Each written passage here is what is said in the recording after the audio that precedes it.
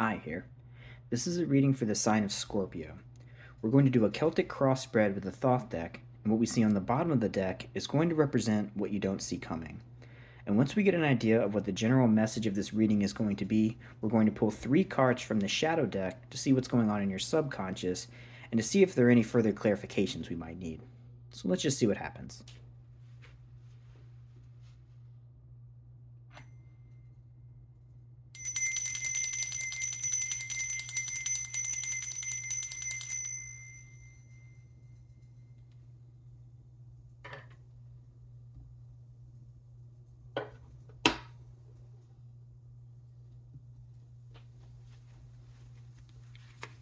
Okay, so today we are tuning in to the energy of the sign of Scorpio. So if that is your sun, your moon, or your rising sign, or however else you choose today to identify with the sign of Scorpio, you can use that as a way to interpret the messages that are coming through.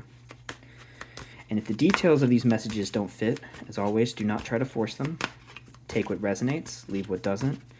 And if none of the details are seeming to fit your life or your situation, that's okay. You can always check your other placements, or you can stick around and see what's going on in the world of other Scorpios.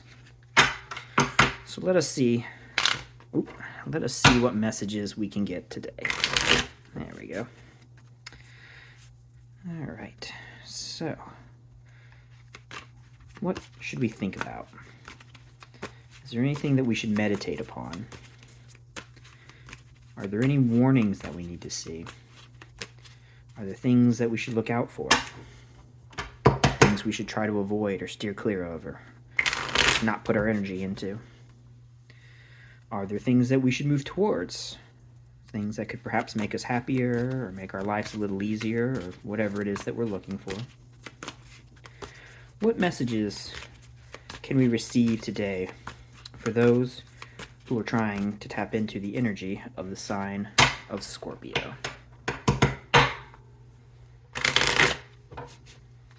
So what will our Celtic cross have for us today?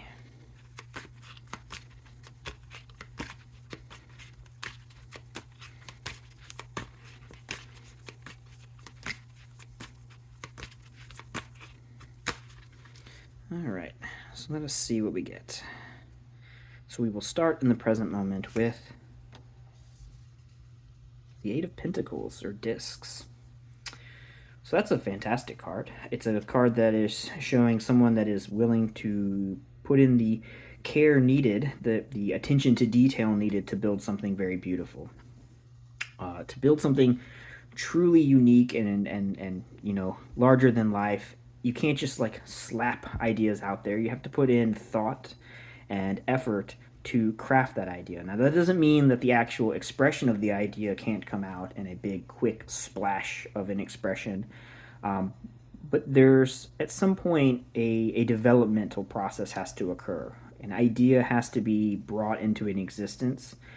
And that's what this card represents, is putting in the time to craft something and really going through the special little ounces of detail that make it a little bit more special than something that's just sort of haphazardly, thrust into the world. And what crosses it is art. Like I said, truly beautiful art comes from attention to detail. Now, that doesn't mean that it has to be very technical. You don't have to be paying attention to those details necessarily to appreciate great art. But an artist who does things with intention, even if they do things in a way that is free form, the intention that they put behind their choices is what makes that art really beautiful. And so that's what I see is coming out of this right now, which is interesting for you, Scorpio. Are you trying to work on some kind of project here? I don't know. Let's see. Okay, so we have 5 of discs in the past.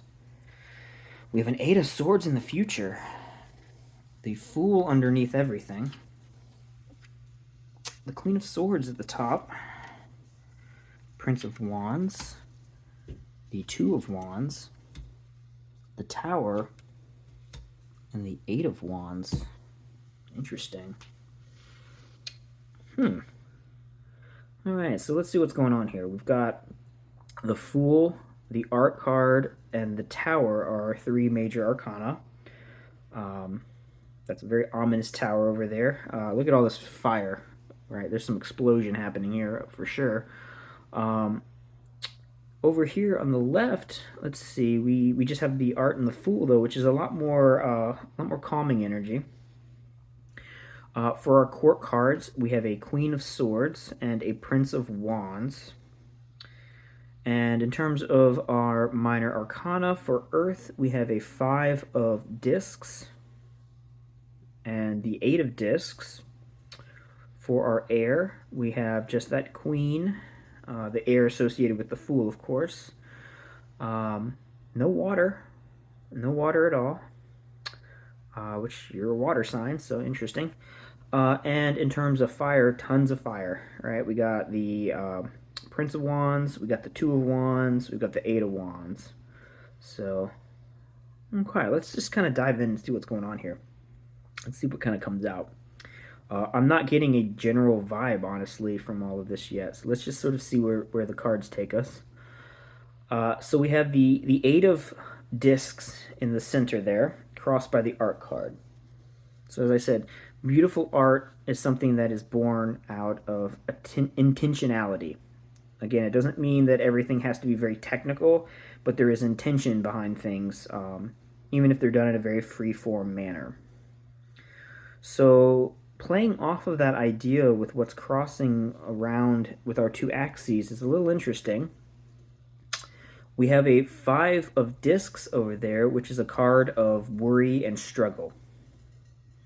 So perhaps I'm getting the vibe that we are trying to do some form of creative expression here. And I feel like that five is a sort of blockage. It's trying to express something, trying to put something into form and not being able to do so.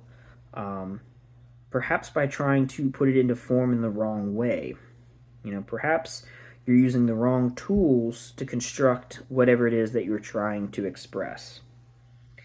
And so with the five going into the eight, it to me feels a little bit like going back to the drawing board and reevaluating what we are bringing to the table when we're trying to perform or express whatever this is that we're doing.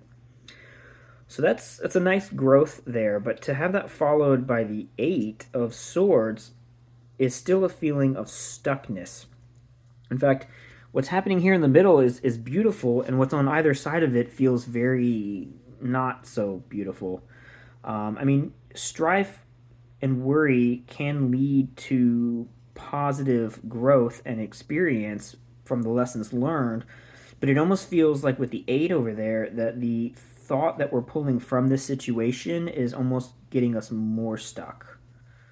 So it's like maybe we're thinking too much in a certain mode, and it's not allowing us the freedom to be able to truly express what we want to express. And so even though we're willing to put in the detail and the time with the Eight to really, perfect how we do things, perhaps we're perfecting it in the wrong way. Maybe we're putting a lot of effort and detail, attention to detail, but we're putting our attention into the wrong detail, or attention, and our attention to our intention is perhaps going in the wrong path here. And with the five there, I feel a little bit of anxiety from trying to construct something that's just not quite working.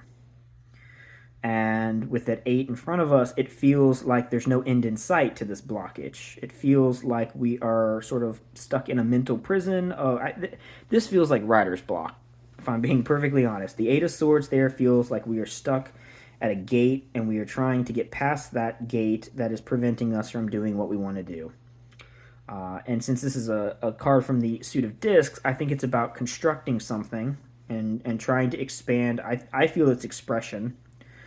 And we're not being able to break that barrier.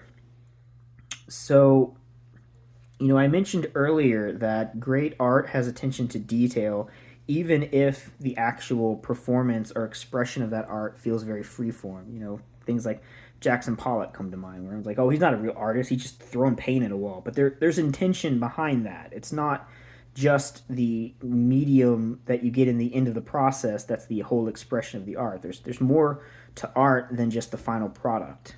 There's the idea behind what the product was.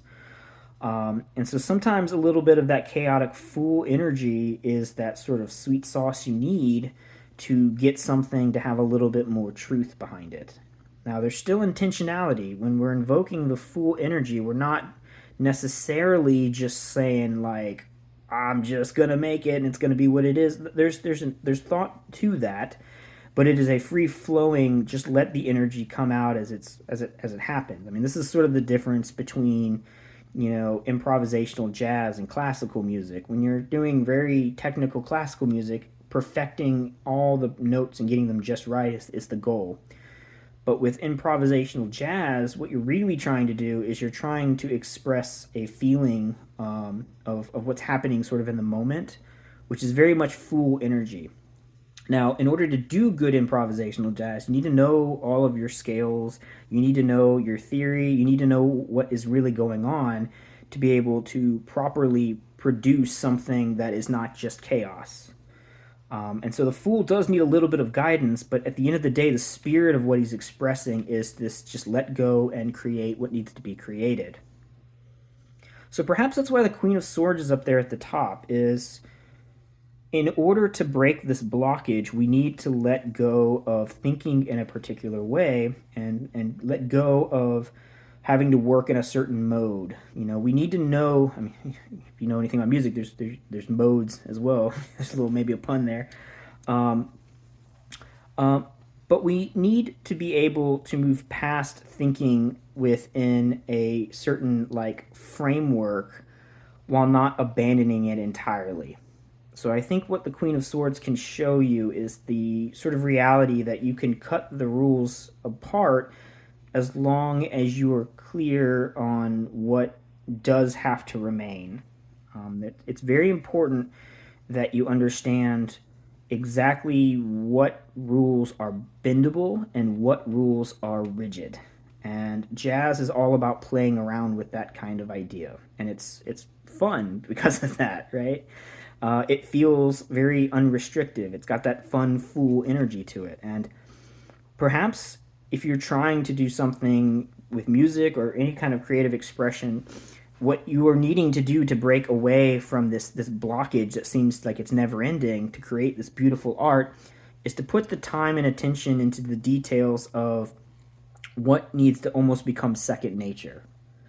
Because once you perfect the things that have to be there, then you can just dance around like the fool and have a good time, and then that will allow you to almost like, I know this is a card of air, but I mean, think about those as being like pillars. And if you want to get around those pillars, you got to like blow through them. Like, here's a wall, but if I have these holes that are my fingers, I can blow through them. I cannot break certain rules, but I can break some of them. And as I get through that and express what I'm trying to express more fluidly, that's what's going to open you up and allow you to be able to speak whatever truth you're trying to say with your art. So down here with the Prince of Wands and your present energy, this is kind of the energy we want. I mean, I described it like air, but maybe it is better described in terms of the Prince of Wands, who is logical, but this is the air of fire. So there's chaos in the fire, but because he is of air, he's the airy nature, there is a certain logical framework that is controlling that chaos. Like a flame is going to burn when it has the oxygen it needs to burn. And if you can control the stream of that air that it is fueling that fire, then you can make that chaos do things that are a little more controlled than just pure full chaos. So, as I said, trying to really pinpoint the framework that you're working in and determining what is the sort of minimal structure that you need for things to be coherent, identify that, and then have fun playing around with all the stuff around it. That's what your present energy, what you need to embrace here if you want to move past whatever this blockage is. And here, this is the card of Dominion. I see this is the gate that allows you to get past that, or this is the doorway to the gate that is coming from that interference. The way you open that gateway up is to embrace this idea of constructive chaos. That's really what I'm feeling here, is constructive chaos. And And you can let it be fueled by whatever is worrying you too, you know. There's something very freeing about this, like, I'm going to go howl at the moon kind of energy of just like getting in touch with your sort of primal side and just like letting that out. And that's not something that's controlled purely by rules, but it still takes place in a framework where there are rules. And so use the sort of difficulties that you're dealing with as fuel to freely burn chaotically away whatever your blockage is by controlling that chaos in your life. Take the things that are difficult for you, the hurdles that you're trying to overcome that make your life feel unmanageable, and use those as jumping off points for expressing something very, very beautiful. And that will allow you to walk past this gateway and express with this passionate fire how to, speak whatever it is you want to speak. And with the challenge being the tower, I think this is very clear based on everything I've just said. You're breaking away outdated modes of working on things or expressing things by realizing that some of the rules that you have placed upon yourself are not necessary. Some of them are, and some of them aren't. And that's really the key to improvisational art, is learning what rules are like the pillars that cannot be broken and what are the things that can. And at the end of the day, I mean, like, kind of every rule can be broken, but the farther out you go, the less accessible what you're doing is going to be. So you want to think of it in terms of the rules that are able to be broken are the ones that are not necessary for expressing what you're trying to express. If you really want to express something, you identify what the core, like, necessities, I'm thinking of that song, The Bare Necessities. But you want to think about those core values that have to be there in order for what you're saying to be intelligible. Again, you can let go of all those rules, but once you let go of all rules, then you're in pure fool land and nothing is intelligible. It's just pure air. So pick the rules for the job that are going to express as concretely and effortlessly as possible whatever it is you're trying to do, and that's how you'll break that writer's block. And I think, like I said, the tower is a perfect challenge because it's like you've built up structures that you think are necessary, and you're realizing that they can go. You can break the ones that aren't necessary and move forward. And once you do that, you move into the outcome there with the Eight of Wands, which is, I always want to emphasize to people, this is a card about communication. It is swiftness, it's speed, but it's more than just a card about moving quickly. It's a card about quick communication. I mean, it's Mercury, and it's Mercury in Sagittarius, so it is about, expression and expanding that expression. Yes, there is speed to it, but it's really about getting a message out as effortlessly as possible, especially in this context is how I'm seeing that card. And so that's that chaotic energy that you're trying to communicate, and if you want it to be coherent, it's all about picking the right rules. Pick the right rules for the job. Think of it this way. If you've got pure air energy, full fuel, full fuel, if you have pure full energy and you want to do something effective with it, put up channels. You can't control the fool. He just does what he's going to do, but you can put in just the right barriers to help guide him in the direction he needs to go. You never actually tell him what to do. You just kind of nudge him in the right direction. And so the idea is break the barriers that are holding you back. You don't want the fool to just hit a wall and not go anywhere, but figure out what channels need to be there in order to express what you're really trying to express. And I think that, again, that's what the Queen of Swords is trying to do, is to get you to see exactly what things are necessary and which things are not. And when you do that effectively, then that communication can be done very effectively. And I think that's the message that's coming through. So that, like I said, at first I did not see what exactly was going to happen here, but I think it's very clear now. This is a statement about how to do good, creative, constructive chaos in terms of a tool for creativity. So, which I love. That's one of my favorite ways to create things. It's one of the things I like about tarot. It's the same sort of idea where there are these sort of structured rules about the meanings that these cards have that give you the ability to then reflect on how they mean to you and what they mean for your situation. And so you use the standard language that these cards give you as a framework for building something that is really just fluid air. It's just energy that you're interpreting. And this gives you a way of trying to express ideas and situations based on a sort of like framework that is telling you, like, here's an idea, here's a structure for something, and then the reader and the person being read to bring their own energy into the table to sort of be the air that's flowing through that grid, and that's how the message is really built. So, all right, there's a little digression about my theory on tarot. So, all right, let's see what you don't see coming. Oh, look at that. I love that. The Princess of Wands. Like I said, once you build the essential framework, then you can just fly through it with this passionate, fiery energy, and you can do something very beautiful. This is what it feels like when you're in that nice flow state, when you're doing like improvisational jazz, like I said, when you're just in the groove and you're just feeling it. This is what you're feeling. This is an image of what that experience is like.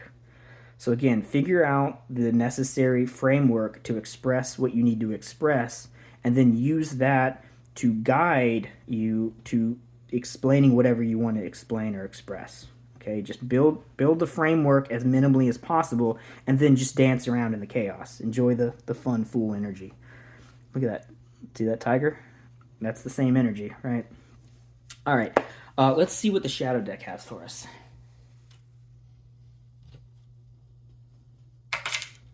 All right. This was fun. I liked this. This was a good reading. A little different.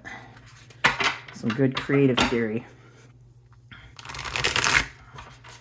Let's see what is going on in your subconscious.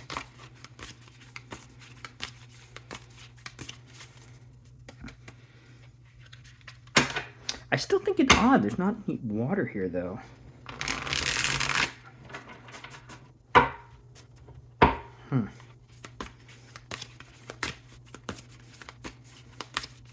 Water is also very fluid. Like, almost more so than fire, it needs to be channeled. It's got that more airy kind of quality to it in terms of how it needs to be channeled. Though air can sort of channel itself. In some ways, air is the channel. All right, I digress. The Empress, there we go. 2 of Cups, awesome. 4 of Spheres, yeah. All right, so here is more source of creativity advice for you. This is the source of creativity right there. The Empress is she is the cosmic womb that things are birthed from. She is that energy that we sort of like, it's what calls to us when we're trying to build something. It's what we tap into to bring that idea into reality. It's nurturing, it's comforting, it's awe-inspiring, it's beautiful. That's the energy of the Empress. And when we connect with that energy, that's how we really begin to create beautiful, beautiful things. We tap into that Empress energy in a way that allows us to, it needs to be a give and take sort of thing. You know, the Empress inspires, and then we give to the Empress, and then she gives forth the child that is birthed from that, and it's a cycle, right? And that's the 2 of Cups is connecting into that cycle. And then once you've done that, the 4 of Spheres over here is the foundation that's built from the what's the word for it? Again, we have this cycle, and as we are giving and taking, that builds a foundation on which something very, very beautiful can be expressed. And so when you're going through this creative process, remember that in your mind, that you are tapping into what inspires you, and you're giving back to what inspires you. And that give and take that happens in your mind is going to help fuel your ability to sort of almost pull out of nothingness something very beautiful that you can create in your world. And let that give and take be a foundation in your subconscious as you're going through this very free-form creative expression. I don't know if that made sense. That's how I'm feeling it. But All right, what we don't see coming here is the Chariot. Yeah, again, cycles, cycles. It's like the engine, right? The Chariot is then we can propel this thing forward. I think like a wheel, right? Just moving forward, giving, taking, connecting, union with what inspires us and what we are called to create, and pulling from that, giving back to it, building a foundation, and letting that take us to places that we may not have even realized we wanted to go in the first place. One of the other fun things about improvisational jazz or whatever kind of music or art that you do, I mean, you can do improvs, people, improv comedy or something. Uh, the not knowing where you're going is the excitement, right? And it could always be a failure. You may be going into a place that you don't understand, but it's taking you somewhere. And let that excitement again be a fuel. Let that potential chaos be both inspiration and a little bit scary. Also, some of that fear can keep us on our toes too. If things get a little too predictable, then it's really easy for us to just fall into a rut and a routine. So take that energy and use it to propel you forward. um, yeah.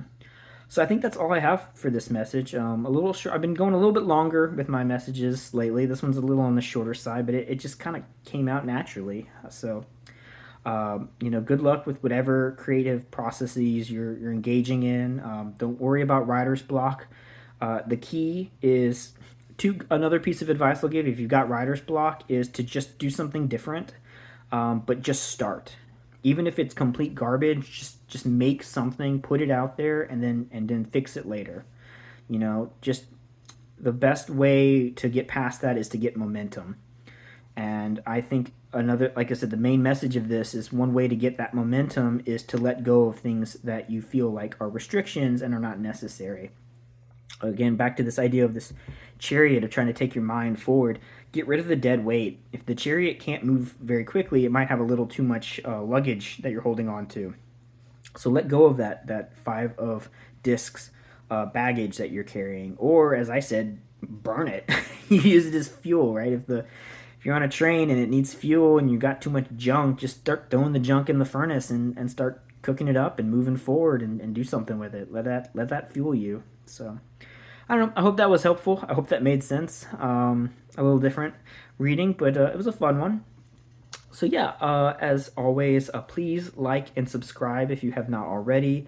If you have any comments or feedback or anything you'd like to share, please drop that in the comments down below. I try to get back to all of you guys at some point when I can, based on how busy I get. But yeah, I hope this was helpful. I hope this was enjoyable. And as always, if there are any messages that came through differently than I expressed them, or more came through than I expressed, hopefully not less, but whatever you needed to get from this, I hope you were able to get that, and I hope these messages are received as positively by you as possible. But yeah, that's all I have for you today. Oh, and if there's anyone else that you think might enjoy or benefit from this or any of my other videos, please feel free to share them as you see fit. And yeah, Scorpio, that's all I have for you today. I hope you have a great rest of your day.